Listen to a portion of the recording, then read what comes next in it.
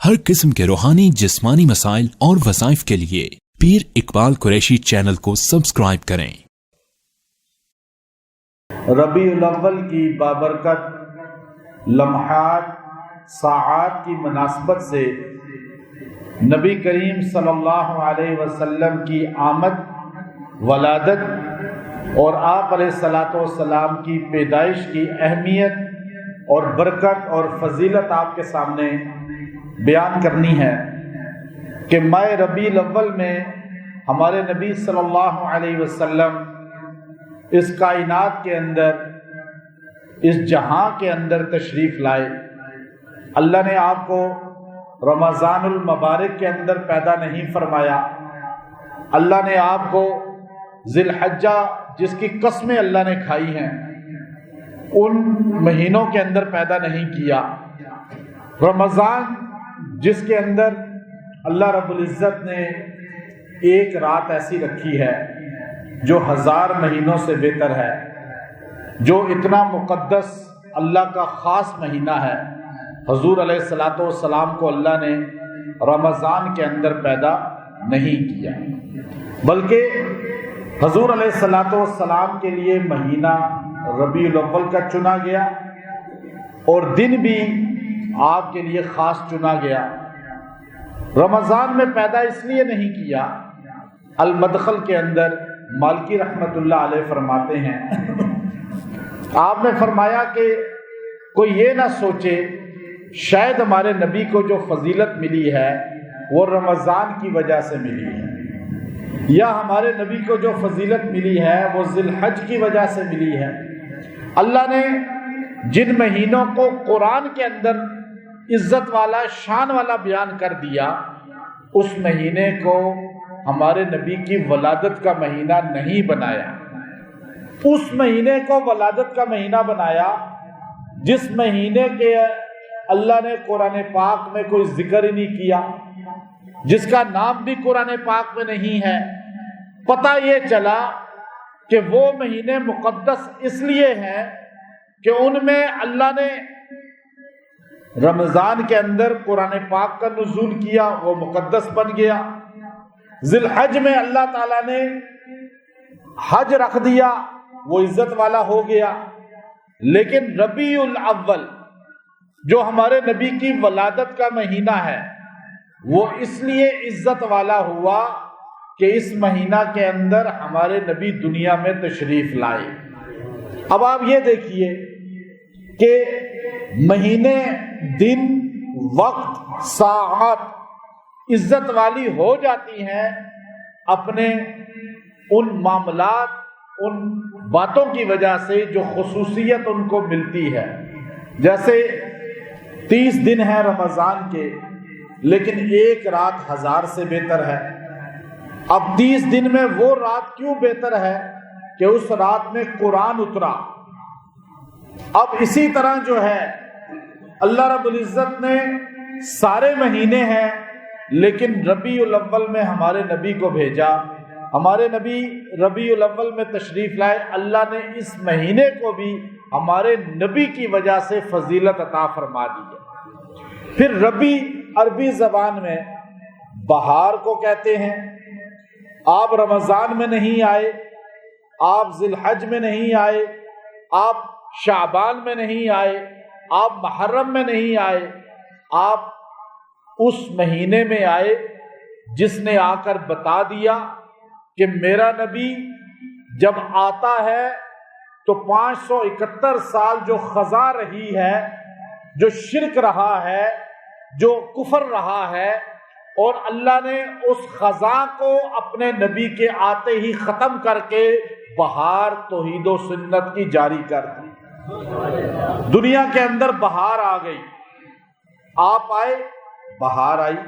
اب لوگ یہ جملہ کہتے ہیں، اس میں بالکل شک نہیں ہے، لیکن سمجھنے والے کی تھوڑی غلطی ہے کہ وہ سمجھتے ہیں کہ حضور آئے تو بہار یہ ہے اچھلنا، کودنا، ناچنا، بازاروں میں پھرنا، جلوس نکالنا۔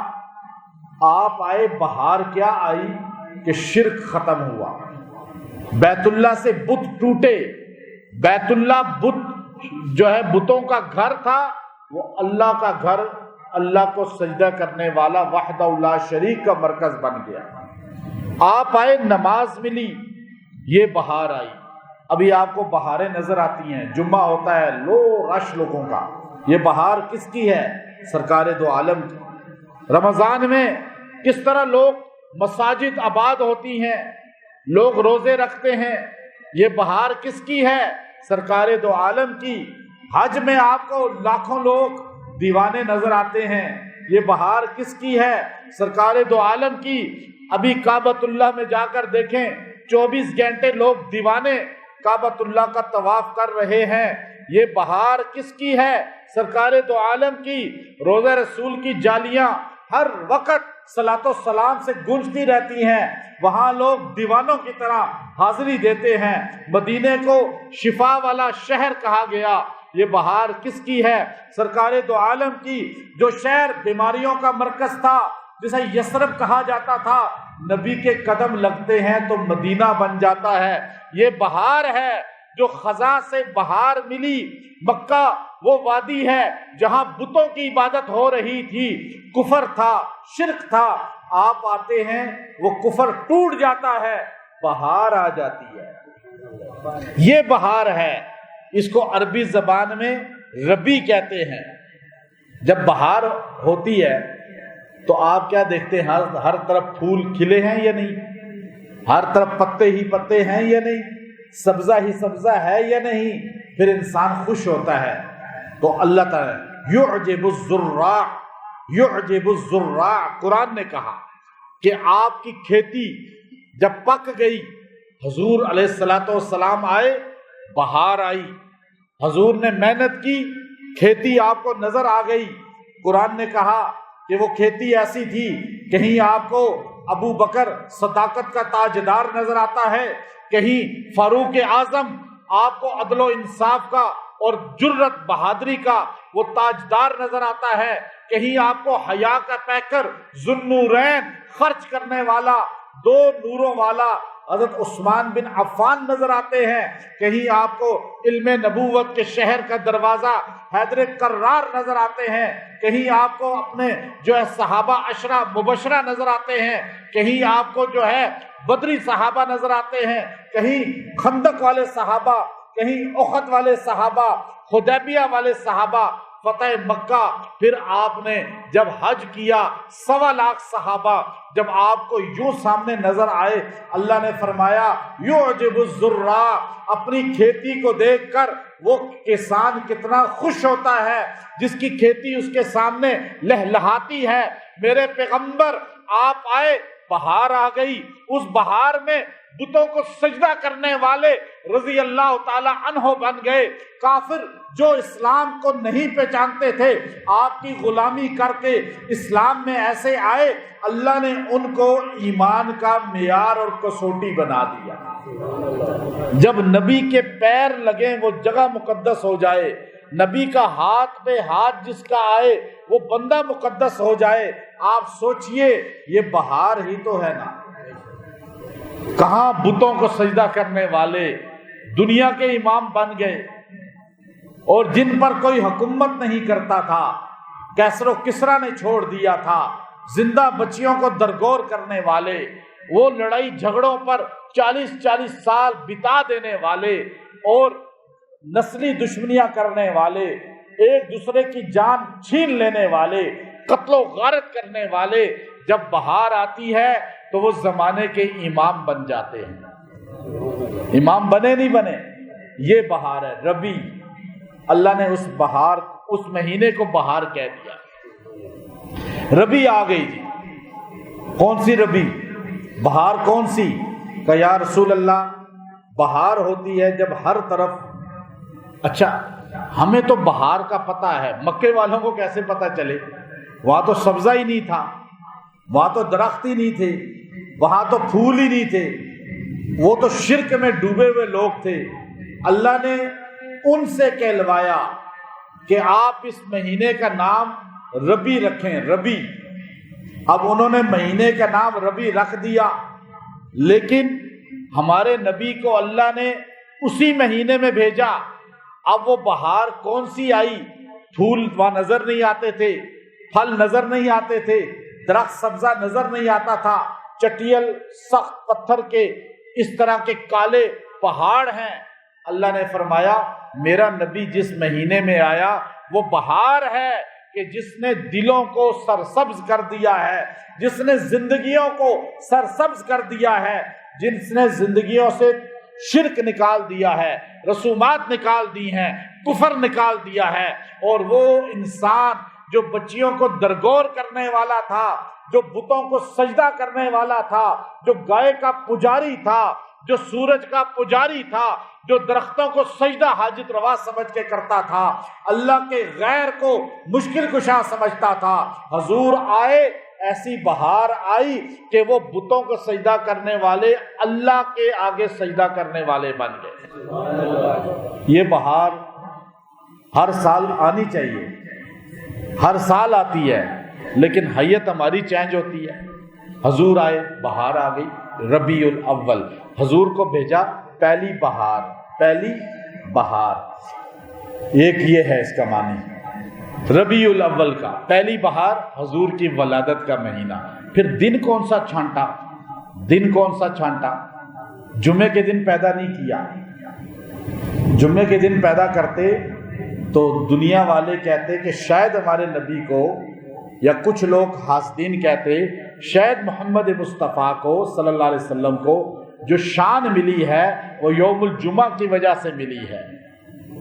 آپ کو اللہ تعالیٰ نے جمعہ کے دن یا کسی مقدس رات میں، لیلۃ القدر میں، کسی اور ایسے مقدس دن میں آپ کی ولادت کا نہیں دن منتخب کیا، حج کا دن نہیں کیا، عاشورہ کا دن نہیں کیا، چونکہ پہلے سے چلا آ رہا تھا۔ یہ اللہ نے ہمارے نبی کے لیے دن کون سا منتخب کیا؟ آپ کو تو پتہ ہے ساروں کو، میلاد کا دن کون سا ہے؟ پیر کا، سوموار کا، منڈے۔ اب آپ دیکھیے کیا وجہ ہے، سوموار کا دن کیوں؟ اب دیکھیے کہ المدخل کے اندر کتاب ہے 4 جلدوں میں عربی میں، علامہ مالکی رحمۃ اللہ علیہ فرماتے ہیں اللہ نے حضور کو پیر کے دن کیوں پیدا کیا؟ کہ اللہ نے 7 دنوں میں کائنات کی ہر چیز تخلیق کی، 7 دن میں زمین و آسمان بنے ہیں، یہ تو پتہ ہے نا آپ کو۔ 6 دن میں، 6 دن میں زمین و آسمان بنے ہیں، 6 دن میں ہر دن منتخب کیا اللہ نے۔ بدھ کا دن علم کو، نور کو پیدا کیا، جمعہ کے دن آدم کو پیدا کیا، منگل کے دن شرور و فتن کو پیدا کیا، بلاؤں کو، مصائب کو، شیاطین کو۔ لیکن پیر کے دن اللہ تبارک و تعالی نے سبزے اور درختوں کو پیدا کیا، جنگلوں کو پیدا کیا، جھاڑیوں کو پیدا کیا، پودوں کو پیدا کیا، پھولوں کو پیدا کیا، سبزیوں کو پیدا کیا، پھلوں کو پیدا کیا۔ سب چیزوں کو کس دن پیدا کیا؟ پیر کے دن، سوموار کے دن۔ ہمارے نبی کو بھی پیدا پیر کے دن کیا۔ حضور سے پہلے زمین و آسمان بنی۔ اللہ نے اس کائنات کے نظام میں جہاں جہاں آپ کو سبزہ نظر آئے گا، جہاں جہاں آپ کو درخت نظر آئے گا، جہاں جہاں آپ کو گھاس نظر آئے گا، جہاں جہاں آپ کو پھل پھول ہر قسم کی جو ہے سبزیاں نظر آئیں گی، یہ ساری کی ساری اللہ نے پیر کے دن پیدا کی، سوموار کے دن پیدا کی۔ کیوں؟ اس لیے انسانی زندگی میں ایک چیز ایسی ہے جو اگر نہ ہو تو انسان کی زندگی ختم ہو جاتی ہے۔ اسے درخت کہا جاتا ہے، سبزیاں کہا جاتا ہے، فروٹ کہا جاتا ہے۔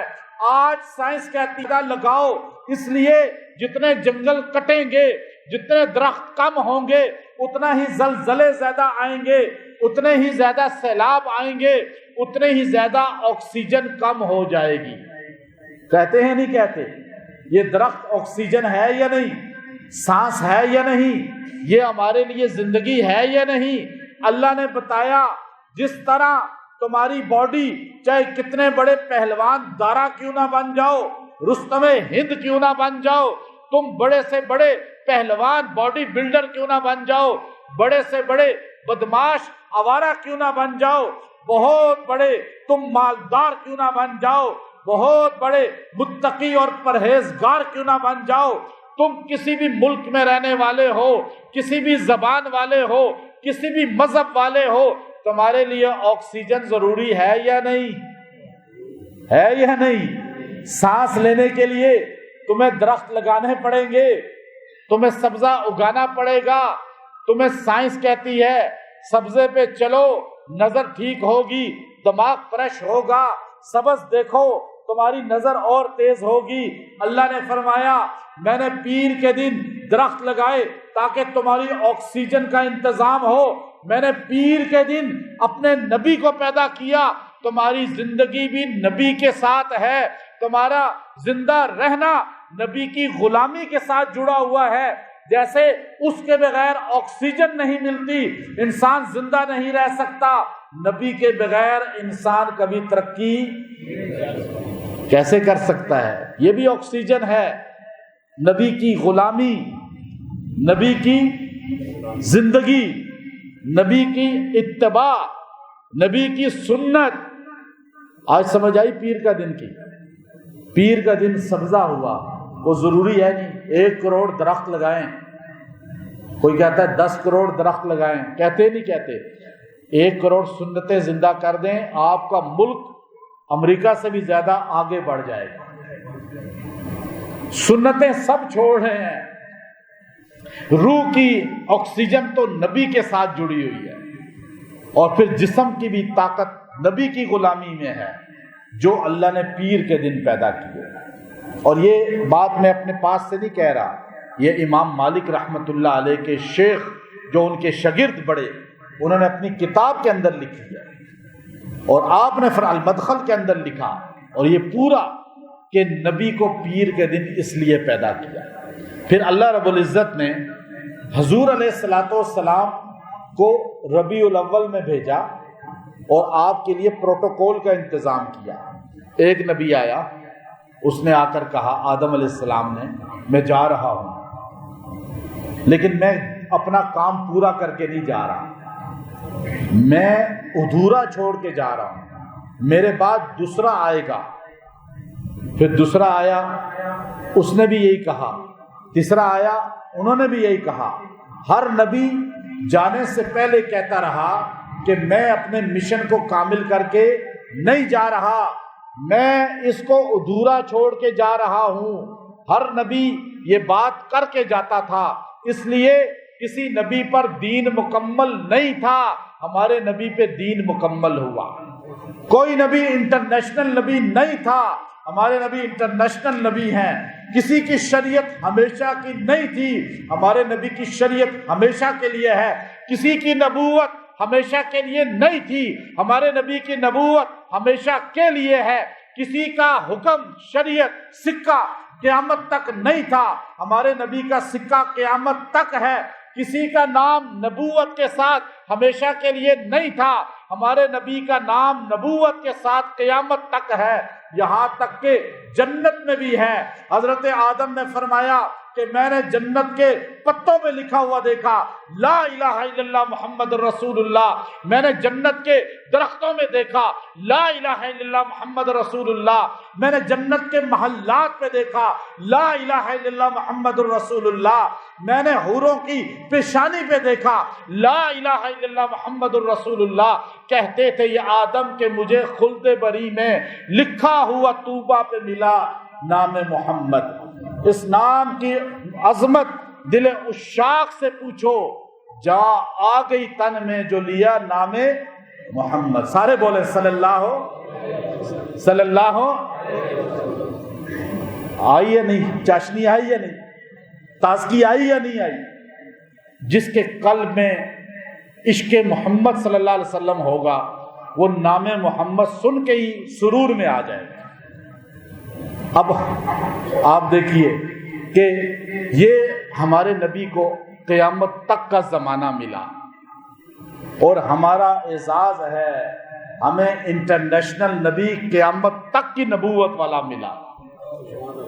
نبی جس کے امامت کو مانے، نبی جس کے پیچھے نماز پڑھیں، نبی جس کا تعارف کرا کے جائیں، وہ کائنات کا ایک ہی محمد الرسول اللہ صلی اللہ علیہ وسلم کی ذات ہے۔ آخری سیکنڈ لاسٹ نبی پہاڑ کے پاس بیٹھے ہوئے جب اپنی قوم کو چھوڑ رہے تھے، لکا، متا، مکوکس اور اسی طرح برنباس کی انجیل کے اندر موجود ہے، اور قرآن پاک سورہ صف کے اندر موجود ہے۔ عیسیٰ علیہ السلام نے فرمایا مجھے جانا ہے، 12 بندے پاس بیٹھے ہوئے تھے حواری، وہ کہنے لگے مجھے جانا ہے، میں جاؤں گا تو وہ آئے گا جو بٹکے ہوں کو رستہ دکھائے گا، بھولے ہوں کو منزل بتلائے گا، گمراہوں کو ہدایت دلائے گا، ظلمات کو روشنی میں تبدیل کرے گا، پیدا مکہ میں ہوگا، مدینہ اس کا روزہ بنے گا، وہ نبیوں کا امام ہوگا، نبیوں کا سردار ہوگا، ہاتھ اوپر کرے گا 2 لخت ہو جائیں گے، زمین پر سجدہ کرے گا تو شریعت تبدیل کر دی جائے گی، اس کے چاہت پر حکم تبدیل کر دیا جائے گا۔ فرمایا اس کا نام آسمانوں پہ احمد ہوگا، زمین پہ اسے لوگ محمد کہیں گے، اور وہ کائنات میں اللہ کے بعد سب سے عظیم ہوگا۔ اب یہ تعارف عیسیٰ علیہ السلام کرا رہے ہیں۔ قرآن کہتا ہے مبشرا برسول یاتی من بعد اسمہ احمد، میں بشارت دے کے جا رہا ہوں۔ اب دیکھیے ہر نبی کا آدم علیہ السلام سے لے کر حضور تک ہر نبی نے بشارت دی ہے حضور کی کہ بھائی میرے بعد دین کامل ہوگا، لیکن تب جب محمد الرسول اللہ تشریف لائیں گے۔ یہ بشارت تھی۔ بعد والے نبی نے آ کر کہا کہ اس نبی نے سچ کہا ہے، میں تصدیق کرتا ہوں۔ یہ قرآن کہتا ہے مصدق بھی نبی ہوا کرتا تھا، مبشر بھی نبی ہوا کرتا تھا۔ قرآن پاک پہلے سپارے کی لاسٹ رکوع کو پڑھ کر دیکھیں، وَإِذْ أَخَذَ اللَّهُ مِيثَاقَ النَّبِيِّينَ لَمَا آتَيْتُكُم مِّن كِتَابٍ وَحِكْمَةٍ ثُمَّ جَاءَكُمْ رَسُولٌ مُصَدِّقٌ لِّمَا۔ اب آپ دیکھیے یہ قرآن کہتا ہے نبی آئے، جیسے ابراہیم علیہ السلام آئے، آپ نے فرمایا میں کامل کر کے نہیں جا رہا، میرے بعد آئے گا جو محمد بن عبداللہ ہوگا وہ کامل کرے گا۔ آپ نے بشارت دی، آپ کے بیٹے اسحاق علیہ السلام نے آ کے تصدیق کی۔ اسحاق علیہ السلام نے بشارت دی، ان کے بیٹے یعقوب علیہ السلام نے تصدیق کی نبی بن کر۔ یعقوب علیہ السلام نے بشارت دی، ان کے بیٹے یوسف علیہ السلام نے تصدیق کی۔ میں تصدیق کرتا ہوں میرے والد یا پہلے نبی نے سچ کہا کہ وہ نبی آئے گا جو سارے نبیوں کا امام ہوگا۔ اب آپ سمجھے ہیں تصدیق اور مبشر میں کیا فرق ہے؟ ہر نبی مبشر بھی تھا اور دوسرا مصدق بھی تھا، لیکن ہمارے نبی تو آخری نبی ہوئے، خاتم النبیین ہوئے۔ آپ کی تصدیق کون کرے؟ آپ کے بعد کوئی نبی ہوتا تو تصدیق کرتا نا۔ اللہ نے حضور کے غلاموں میں ابو بکر کو صدیق بنا دیا۔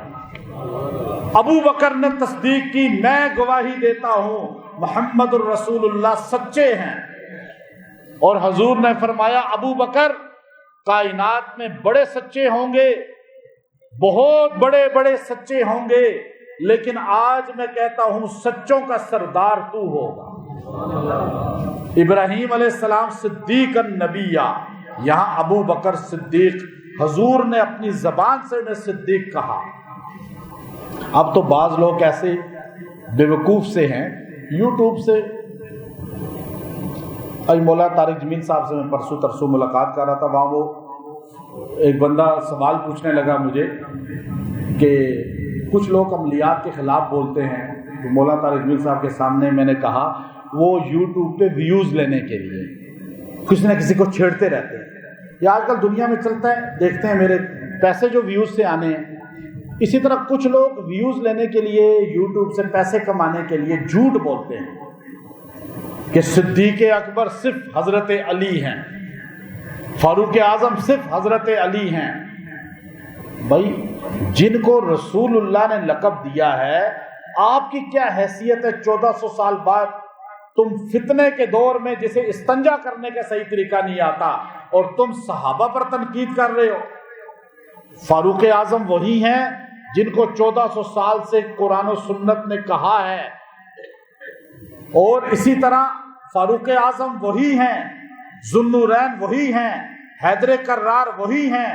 یہ لقب صحابہ کے، جس طرح فوج میں لقب ہے بریگیڈیئر ہے، جنرل ہے، کرنل ہے، اسی طرح پولیس میں ہے، اسی طرح حضور نے بھی لقب اپنے صحابہ جرنیلوں کو دیے ہیں۔ وہ لقب ہیں جرنیلوں کے، فاتحین کے، حضور کے غلاموں کے۔ حضور کو پروٹوکول دیا۔ حضور سے پہلے نبی کا نام کیا ہے؟ حضور سے پہلے جو آئے نبی ان کا نام کیا ہے؟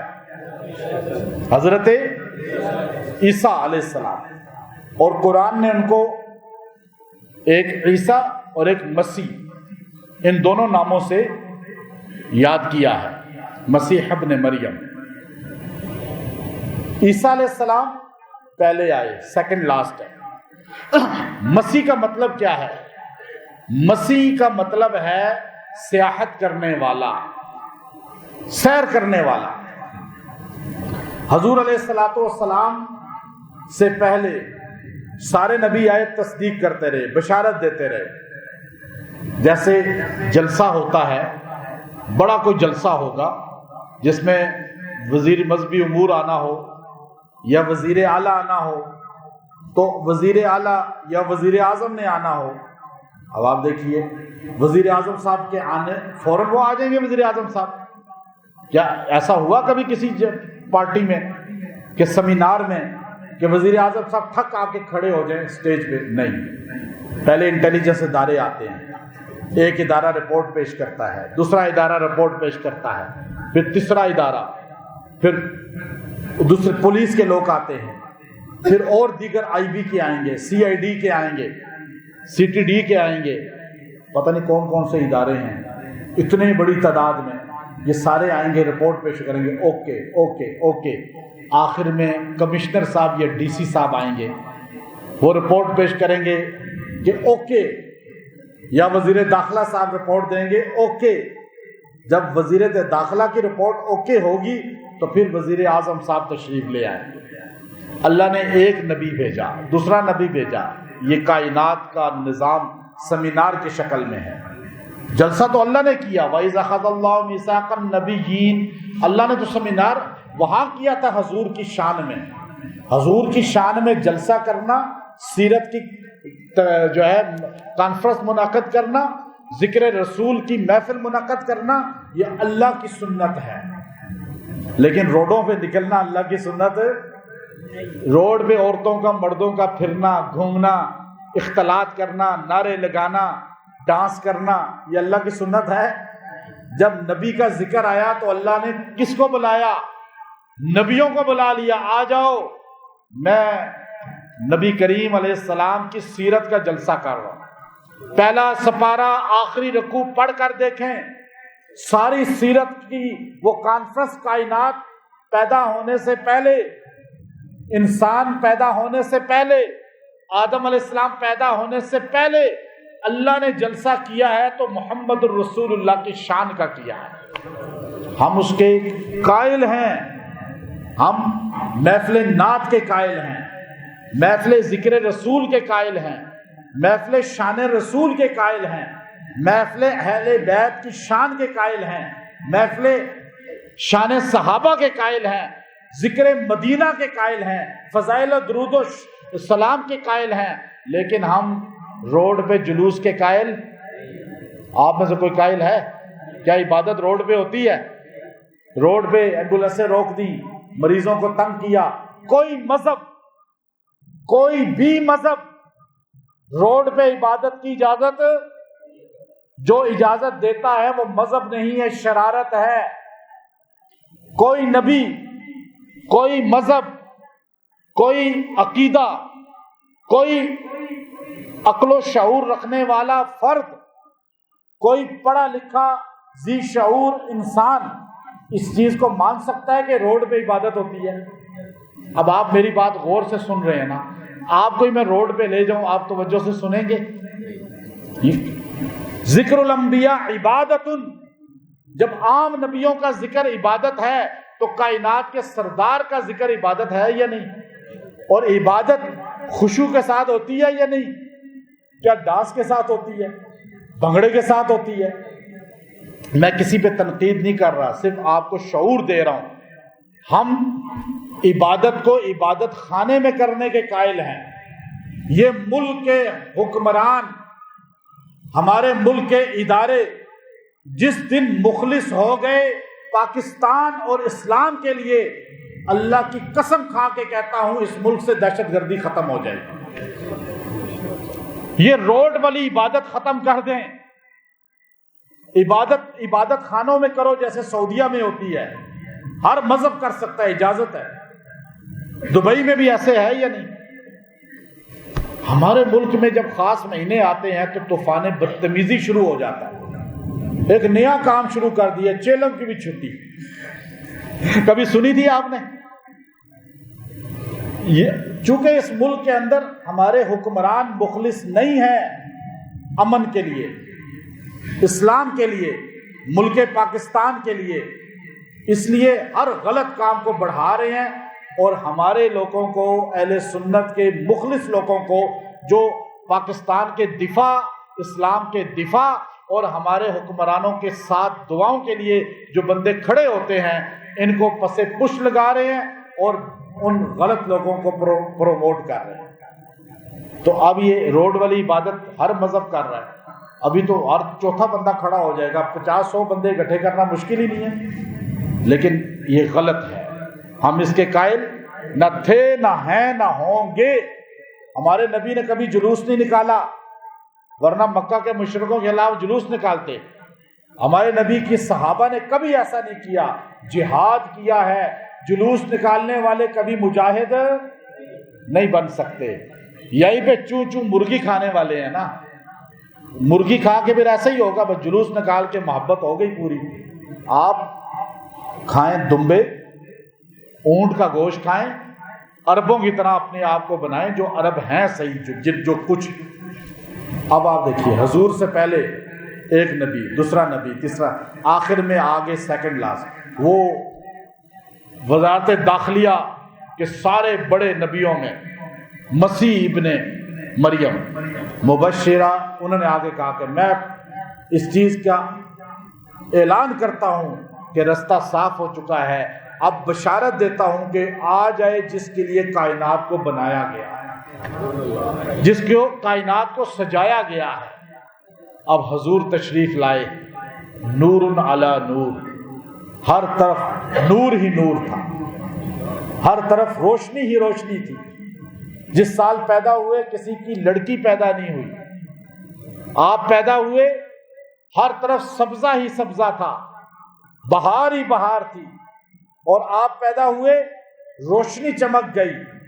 آپ یتیمی میں پیدا ہوتے ہیں، لیکن آپ بتاتے ہیں کہ یتیموں کو بے سہارا اپنے آپ کو نہیں سمجھنا چاہیے، اس لیے کہ ان کا نبی بھی یتیم پیدا ہوا ہے، لیکن جو نبی کی غلامی کرتا ہے اللہ اسے اٹھا دیتے ہیں، اسے بڑھا دیتے ہیں۔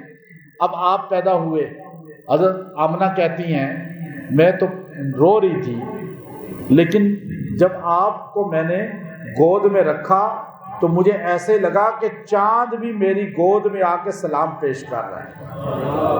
اور آمنہ خود کہتی ہیں میں رات کو دیکھتی تھی کہ میرا بیٹا جب جھولے میں ہوتا تھا تو میں دور سے بیٹھ کے اس کو دیکھ کے روتی تھی کہ اس کا ابا تو پہلے فوت ہو گیا، اب اس کا کیسے گزارا ہوگا، یہ کیسے پرورش اس کی ہوگی، کیسے یہ جوان ہوگا، کیسے زندگی گزرے گی۔